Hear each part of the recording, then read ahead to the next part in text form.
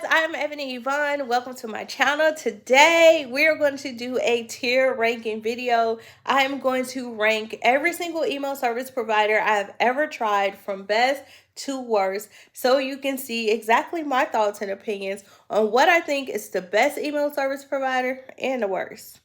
There's no stopping me now. I know my 𝗧𝗴𝗀 sit down. Money's all over me. I'm called to be rich and be free. What's up, you guys? Welcome back to my channel. I am Ebony Evaughn. Today we are doing another ranking video, and in today's video I am tier ranking every single email service provider. That's every single email hosting platform that I have ever tried. So when I say I have tried these are going to be either email service providers that I have used myself, which is only 2 for my own business. I started out with MailChimp, switched to ConvertKit, switched back to MailChimp, and then ended up going back to ConvertKit.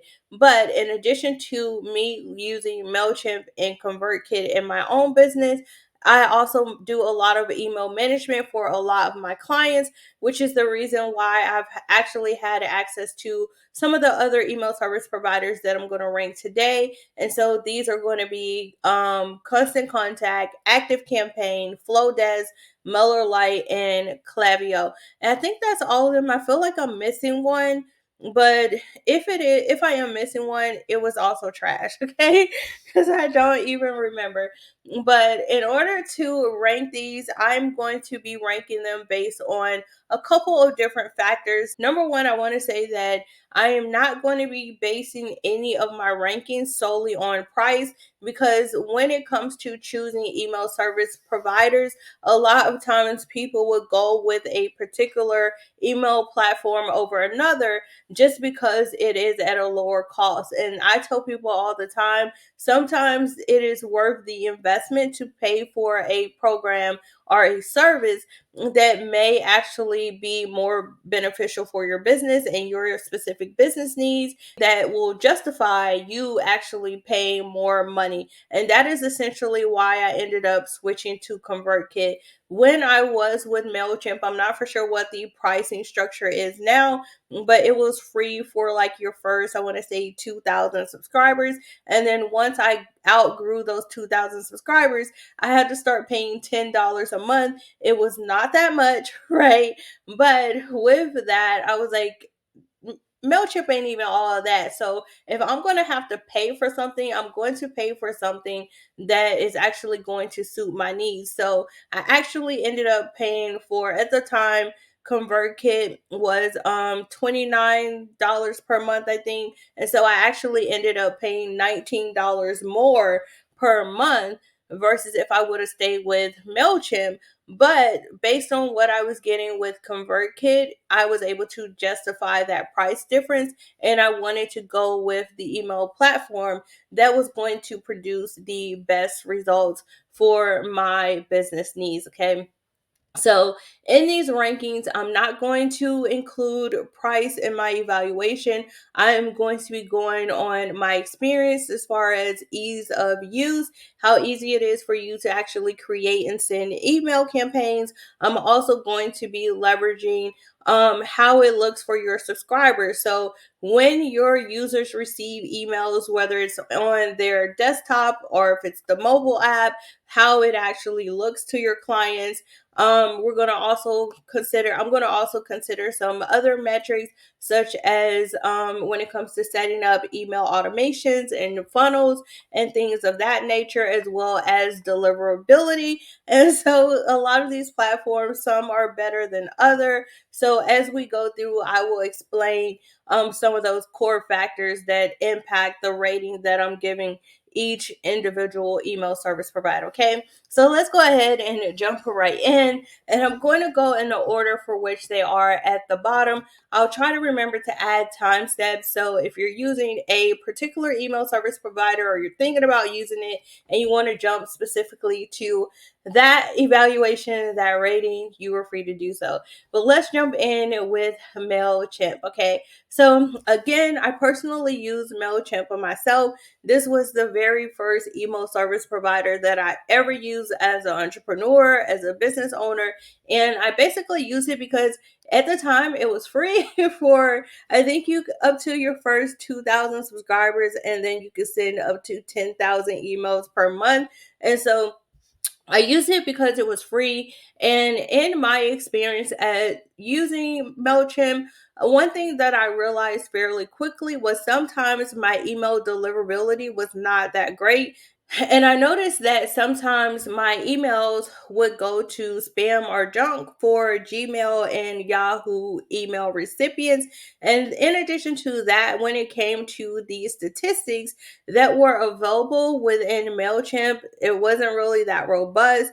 And also, I don't even know that it was that accurate, because sometimes I could go in and look at an open rate, and the open rate would say like 34%. And then later that day or the next day, I could look at it and the number of opens would be the same, but the actual percentage would be like 3 or 4% higher or lower. So one day it may say 31%, the next day it may say 36, but the number of opens stay the same. And so I didn't really understand why there was that variable within the open rates as well as other statistics. And so I didn't find their analytics that reliable.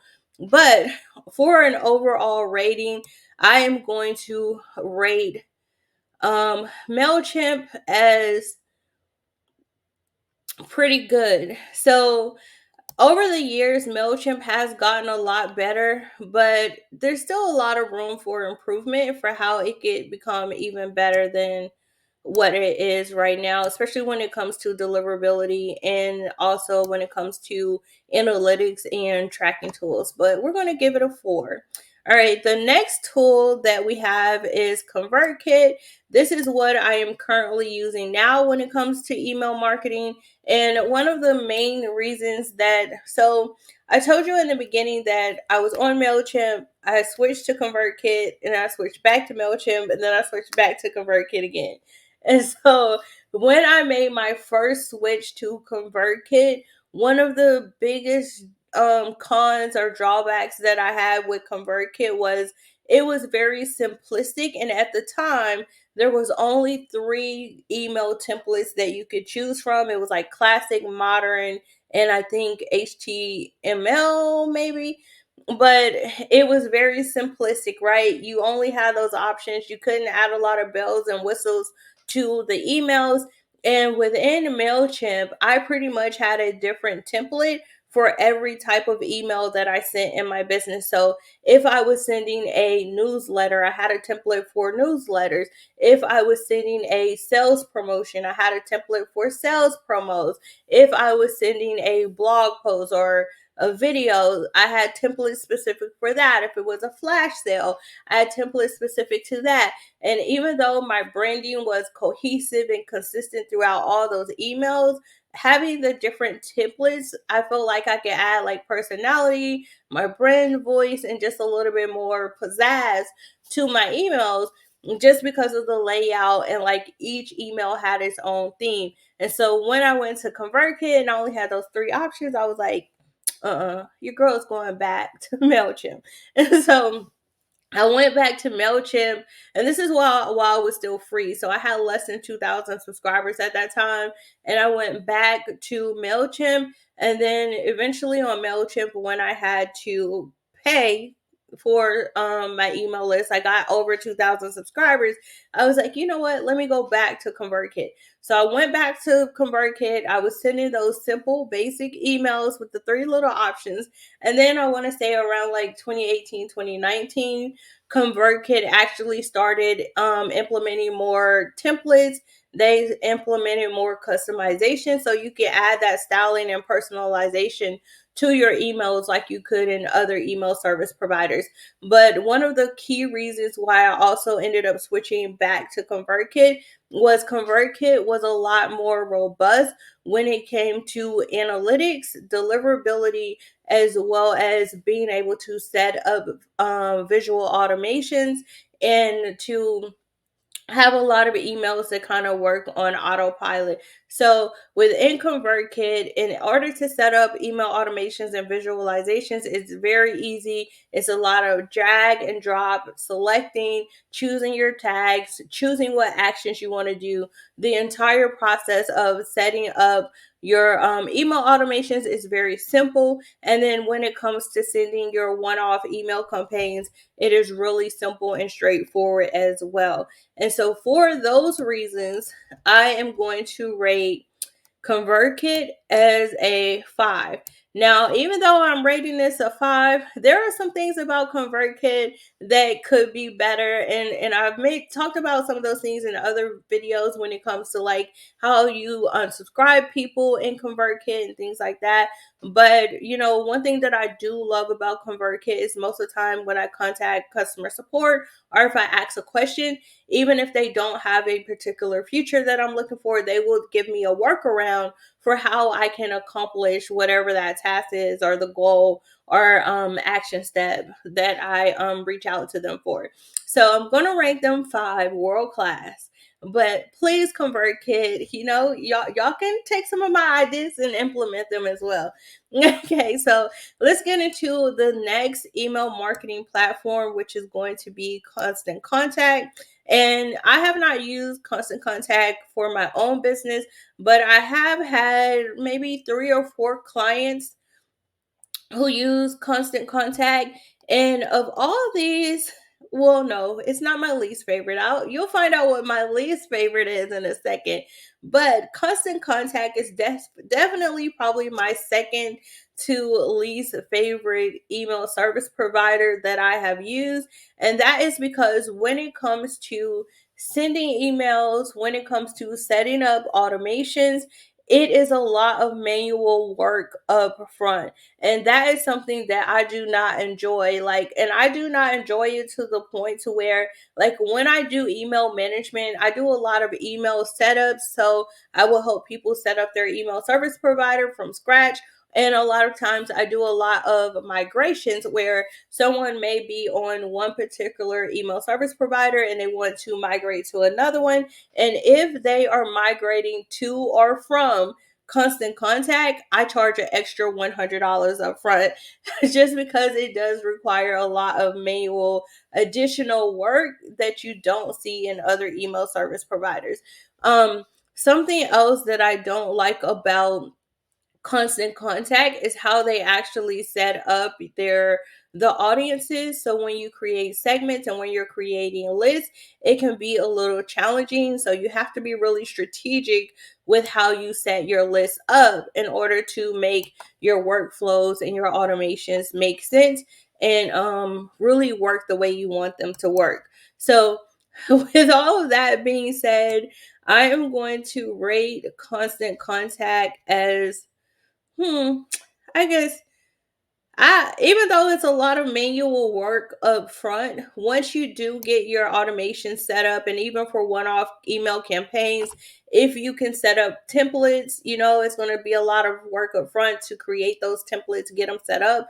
But once you do have them set up, it's fairly easy for you to create campaigns from your templates, and it's fairly easy for you to update, monitor, and track your email funnels and automations as well. So we're going to go below average on Constant Contact, but there are a lot of things that I just do not like when it comes to Constant Contact. Okay, so let's go to the next email service provider that we're going to look at, and this is going to be ActiveCampaign. So again, this is another email service provider I have not used personally for my business, but I do have several clients that use ActiveCampaign. One thing that I noticed, I've always said I need to look this up as far as who owns ActiveCampaign and what that relationship is to ClickFunnels, because most of my clients that use ActiveCampaign, I noticed that they also use ClickFunnels to actually create like their sales pages and things or host courses. And so I wonder if there has to be some type of affiliate probably between ActiveCampaign and ClickFunnels, because I would say 85% of my clients that use ActiveCampaign, they also use ClickFunnels. So don't know what that relationship is though. But anyways, so when it comes to ActiveCampaign is probably, I knew I was missing one. It was 𝗓𝗲𝗃. So I didn't have 𝗓𝗃 on here. Maybe I should go grab a 𝗓𝗃 link. But maybe. Let me say what I'm going to say and then we'll think about whether or not I'm going to add 𝗓𝗃 on here. So one of the things that I hate about 𝗓𝗃 as well as ActiveCampaign when it comes to list management, even though you have the option to segment your list, how it handles segments and lists within the email service provider is really a lot different from how it is on other email platforms. So, for example, typically when you create your email list, you will have multiple different segments on your list, and those segments are kind of segmented so that you can send your email subscribers the things that's going to matter to them the most. So, if you have a list, for example, this is not the case, but you guys know I have this main business channel where I do like tech reviews, I give business tips and all that stuff. I also have a separate YouTube channel for my travel vlogs. I post travel tips and just travel content, right? And so let's say that I only had one email service provider and I had two segments on that list. I had one for my business content and then I had one for my travel content. So on a normal platform where you have two segments, when someone would unsubscribe, let's say from my business content, they're like, I don't want to see that business content, girl. I'm here for the travel vlogs, right? When someone hits unsubscribe, then that would unsubscribe them from all future emails that are going to come from me. But with ActiveCampaign, and this is the same with 𝗓𝗃 as well, when someone unsubscribes from that particular segment, when someone unsubscribes, they're only unsubscribed from that particular segment, not the entire list. So, an example of this is if someone is on my main business content list and someone also is on my travel vlog list, and they're like, I send them an email about, hey, go check out this travel vlog, and they hit unsubscribe, then ActiveCampaign is only going to unsubscribe them from my travel vlog segment. They're still going to be on that business list until they specifically hit unsubscribe from a campaign that was sent to that list. And so the reason why I don't necessarily like that structure and workflow is because typically when someone unsubscribes, they want to unsubscribe from everything. They don't want to hear from you again, right? They're no longer interested in building that connection or that relationship or saving space for you in their inbox. And so when you send out those other campaigns, you're still going to receive them until they have unsubscribed from the entire list. And so because of the way this is set up, people are going to get unwanted emails. And in return, if they continue to get emails, they're now going to have a bad experience with your brand. And instead of just hitting unsubscribe, they're now probably going to flag you as spam. They're going to hit complaints and, hey, I no longer want to receive these emails. I didn't sign up for this or whatever. And what that does is that will then increase your spam rate. And once you go over a certain threshold, a lot of email service providers will kick you off. And this is an issue that a lot of people have with ActiveCampaign because of the way those segments are set up when it comes to unsubscribes and how it handles them. And there's a lot of things about ActiveCampaign that I just do not love.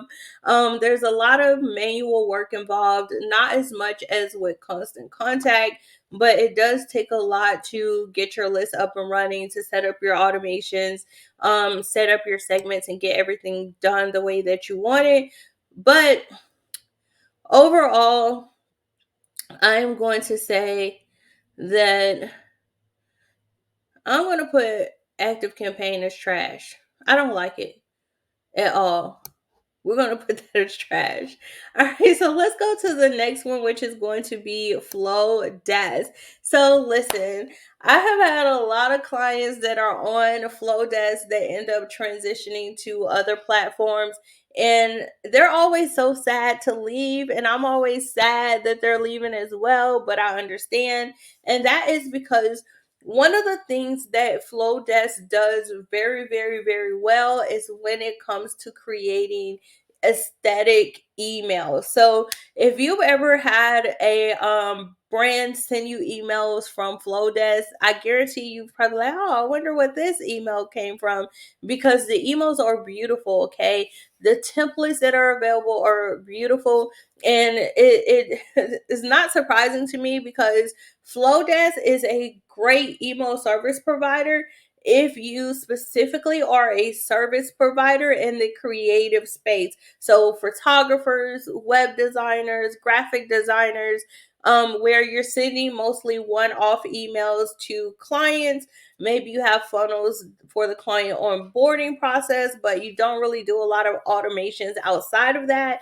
Flodesk is perfect for you. I think it was created with the creators in mind and people that have creative businesses, because that's where I find it has the kind of best place and the best workflows, because the emails are beautiful. But what does not do very, very well is going to be when it comes to setting up automations. When it comes to setting up your workflows, it's very manual, very labor intensive. You literally have to build your funnels piece by piece, email by email. Even if you have one email that's like the same email multiple places in your funnel, you have to recreate it every single time. So when it comes to building funnels, it's not the best. It would definitely probably be my least favorite platform for automations. Definitely if you have more than like 5 or 6 emails in your automation. But the emails are beautiful. And another limitation that Flodesk has is when it comes to analytics. So at the time of me recording this video, I want to say it's probably been about 6 or 7 months since Flodesk has actually implemented email analytics. So because they are just now starting to roll out analytics, it is still very basic, and it isn't as robust as it is on a lot of other email service providers that have had analytics for a long time. So they do have analytics as of last year, but there's still a long way to go with what they're tracking and how good their analytics system is. The emails themselves are beautiful. If you're only sending one-off emails, or you have really short sequences that don't have a lot of emails in them, then it is good. But if you need more complex analytics and also automation setup, it is not going to be the platform for you. But overall, I'm going to rank Flodesk as 3, just okay, right? I'm loving the beautiful emails. That on itself almost make me want to make it a 4. So let's just say 3.5. Can I do that? Can I put this on a line, make it a 3.5? Because the emails themselves are beautiful, but the analytics not that great. The automation setup not that great as well. But again, Flodesk, if they were able to level up in analytics, if they're able to restructure the automation, the user side of setting up automations, then this would could easily be a 4, if not even a 5. Okay, so let's go to MailerLite, and I'm not really going to spend a lot of time on MailerLite because when it comes to alternatives, so you can look at this and say that all of these are email service providers and they're all pretty much competitors to each other, right? But for me, I look at MailerLite and MailChimp as competitors when it comes to like the low cost, bare minimums, bootstrap budget. You want to get started with email marketing and you want to do it in an economical way. I will look at MailerLite and MailChimp as direct competitors, and they are very similar in their platforms as well as the setup. So everything that I said for MailChimp, pretty much copy and paste for MailerLite as well. And I'm going to rank MailerLite as, I don't know, I'm gonna rate it a little bit less than MailChimp. We're gonna put it as okay because it's kind of like one of those middle of the road guys. It's not great, but it's not bad either. But I would say that MailChimp is probably just a little bit better than MailerLite, and I think MailerLite is a lot newer than MailChimp too. And so, of course, whenever you have something that's new, there's kind of this roadmap for them actually being able to implement a lot of the bells and whistles that you'll see in other platforms. Okay, now let's go to the last one on this list, which is going to be, I don't know if it's Klaviyo or Klaviyo. Either way, we're putting it at trash. And I hate Klaviyo. So when you, a lot of people haven't heard of this, but if your website is through Shopify, you have definitely probably heard of this one because it is pretty much kind of like they're the yin to the yang of Shopify. I don't know again if they're affiliated, if there's some type of connection between Klaviyo and Shopify, but it is pretty much the number one recommended email service provider when it comes to having a Shopify website. And one reason why that is because they sync seamlessly together. So if you have a product-based business and you sell a lot of physical products, then Klaviyo is great when it comes to managing that customer journey and sending out those emails with like product updates. So letting them know your order has been confirmed, it's been processed, it's now out for shipping, the order has been delivered. Klaviyo is great when it comes to those type of emails. But if you're using it with a service-based business, there is a lot of manual setup. It is a heavy lift up front to get started with it. It doesn't have the best workflows in my opinion, and I feel like Klaviyo is best suited if you have a product-based business. If you're using it and you're primarily a service-based business, it's not going to be the best tool to meet your needs and have all the things that you need. But it does have some basic analytics, and you can set up automation. You can have different segments of lists, and all of that is just not user friendly when you have a service based business. And that's kind of the lens that I am looking through. Okay, so there you have it. That is going to be me ranking every single email service provider platform out there that I have used either for myself or for my clients. All right, so there you have it, guys. That is me tier ranking every single email service provider that I have ever tried. Let me know down in the comments below this video. Do you agree with my rankings? What would you rank as your top email service provider? What would be your worst? Give me the tea, okay? Let me know down below in the comments below this video. As always, thank you so much for stopping by my internet home. Make sure you like, comment, and subscribe, and turn on those notifications so you will be the first one to get notified anytime I upload another video just like this. Okay, bye y'all.